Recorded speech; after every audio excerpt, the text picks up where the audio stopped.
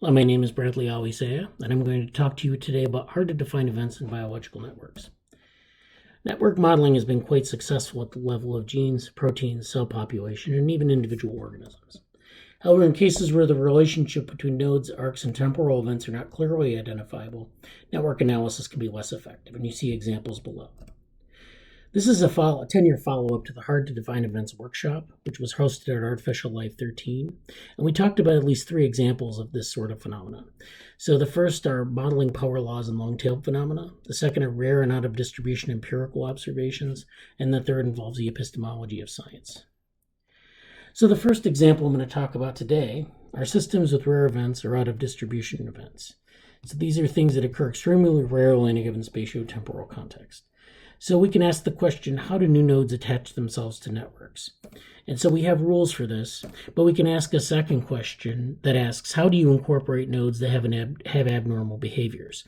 And so we can derive rules for that and combine the old rule and the new rule to characterize these networks.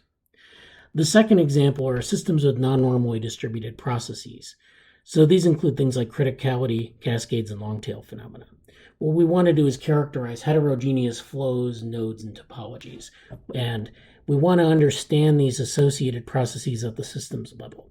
So we've been able to identify things related to this for years, but we don't really understand the broader context. And by broader context, I mean the context of non-normality, discontinuities, asymmetries, and scale variance instead of invariance. The third example are cases in which nodes are poorly defined in terms of their compartmentalization and their epistemology. So on the left, I give an image of several of these cases. So these are cases where edges can belong to different categories simultaneously. Nodes can overlap in how they're represented. And then nodes and edges may not conform to transitivity. So that means that the law of transitivity doesn't apply. Then we can sample the network science literature. And since 2005, there have been a number of studies that have looked at these sorts of questions, things like non-normal networks, rare switching events, noise, and other things.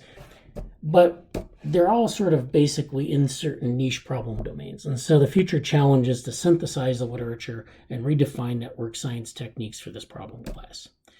Finally, there's a future role for theory building and model epistemology. So these include things like nodes that represent quantitative constructs, overlapping states, edges that represent multiple properties simultaneously, and then things like embeddings that map subtle concepts to a connected model. And finally, you have network dynamics as systems models. So you see that you can characterize complex trace. And so these are all things that maybe are the future applications of this.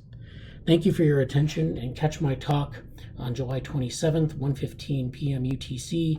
Hypergraphs demonstrate anastomoses during divergent integration. Thank you.